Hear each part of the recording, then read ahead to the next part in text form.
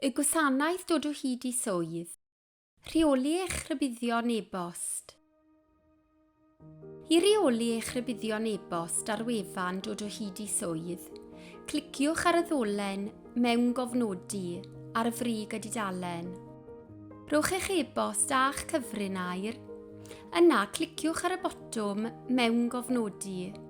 Bydd tudalen trosolwg eich cyfrif Ceisiwr Gwaith nawr yn ymddangos ar y sgrin.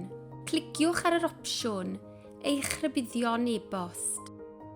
Ar y dudalen hon, gallwch ddewis pa mor aml rydych am dderbyn rhybuddion, naill ddyddiol neu'n wythnosol. Gallwch hefyd dileu unrhyw hysbysiadau e-bost nad ydych chi eu heisiau mwyach. Mae'r gwasanaeth dod o hyd I swydd ar gael yn findajob.dwp.gov.uk ar gyfer swyddi llawn amser neu ran-amser yng Nghymru, Lloegr a'r Alban.